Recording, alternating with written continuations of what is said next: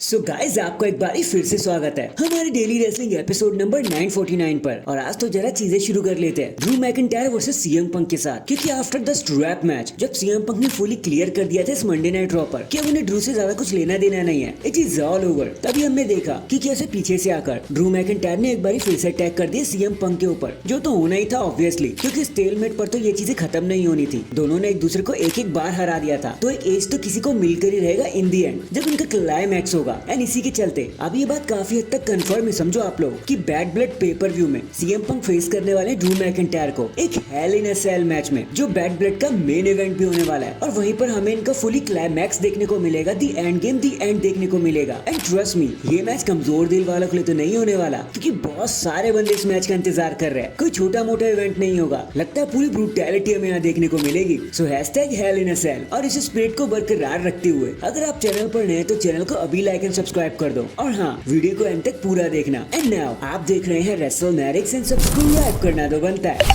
Well guys देखो, इतना तो आप सभी ने नोटिस कर ही लिया होगा लास्ट मंडे नाइट रॉ पर कि भले ही ब्रॉन्सन रीड कितने भी स्ट्रॉन्ग बुक किए जाते हो, लेकिन वो रॉ पर आए नहीं थे। उनका आईसी टाइटल क्वालिफायर मैच भी होना था, उसके बावजूद भी वो नजर नहीं आए। एडम पियर्स ने खुद इस बारे में बताया। तो आपने सोचा तो होगा कि एकदम से इतने स्ट्रॉन्ग बुकिंग के बाद भी भाई अचानक से कहाँ गायब हो गए ब्रॉन्सन रीड। तो अकॉर्डिंग टू द न्यूज, और अब ये बात एकदम ऑफिशियल है कि ब्रॉन्सन रीड अब कोविड-19 के लिए पॉजिटिव हो चुके हैं, या फिर ये कह लीजिए कोरोना स्ट्राइक्स बैक। बाकी तो ऑल द बेस्ट है भाई ब्रॉन्सन रीड आपके लिए। होप आप इस प्रॉब्लम से जल्दी बाहर निकल जाओ, क्योंकि छोटा मोटा इशू तो नहीं है। और अगर ये भाई के साथ हो गया है ना, तो आप समझ लो कि डब्ल्यूडब्ल्यूई में अभी भी कोविड-19 की वेव रुकी नहीं है। भाई कुछ भी हो सकता है, तो सबको अपना ख्याल रखना चाहिए। और इसी के चलते डब्ल्यूडब्ल्यूई अगर कुछ मेजर्स भी लेने लग जाए तो आपको सरप्राइज नहीं होना चाहिए, क्योंकि भाई safety first, hashtag God bless all. Next up, क्योंकि देखो डब्ल्यूडब्ल्यूई ने रोमन रेंस को तो बुला लिया, पर खुद उन्हें ही समझ नहीं आ रहा कि भाई आगे होना क्या चाहिए। अब सभी लोग अपने अपने स्पेकुलेशन तो लगाने लगे हैं, जिसके चलते एक चीज मार्केट में बहुत ज्यादा बूम कर रही है, तेजी से आगे बढ़ रही है, कि अगर पुरानी ब्लड लाइन रीयूनाइट नहीं हो पाती, क्योंकि किसी का अता पता ही नहीं है, तो रोमन रेंस का साथ उन्हीं के फॉर्मर अपोनेंट्स देते हुए नजर आएंगे,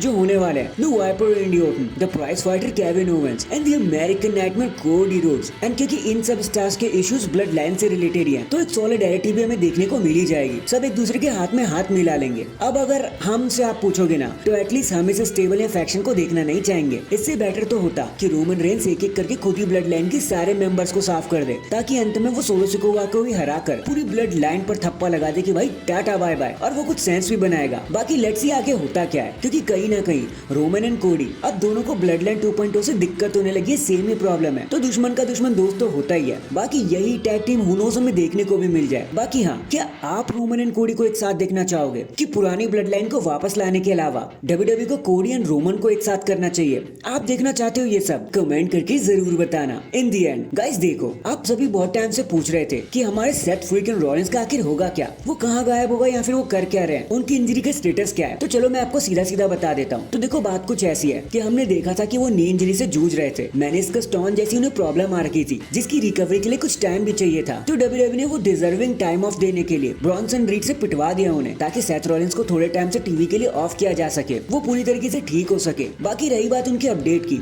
तो अभी हाल ही में वो अपने दोस्त ब्रेव से भी मिले, रीयूनाइट हुए उनके साथ, और अपनी ब्लैक एंड ब्रेव अकेडमी में वापस चले गए, ताकि चीजों को दोबारा से देखा जा सके कि भाई उन्होंने कैसे अपनी जर्नी को देखा है। खुद इंस्टा पर ही उन्होंने इस चीज को पोस्ट किया था। और रही बात उनकी इंजरी, तो वो काफी हद तक ठीक हो चुकी है। बहुत ही जल्दी आप उन्हें एक्शन में भी देखोगे। तो hashtag black and brave power. So that is it guys, अभी के लिए तो बस इतना ही। देखो आप सच में मुझे बताना, क्या आप जिमी जे एंड रोमन वाली ब्लड लाइन देखना चाहोगे, या आपको कोडी ओवेंस और रेंडी ऑर्टन चाहिए? कमेंट करके जरूर बताना। एंड अगर चैनल पर नए हैं तो चैनल को अभी लाइक एंड सब्सक्राइब कर दो। बाकी मैं मिलता हूँ आपसे किसी और अपडेट के साथ। तब तक के लिए अपना ख्याल रखें और खुश रहें।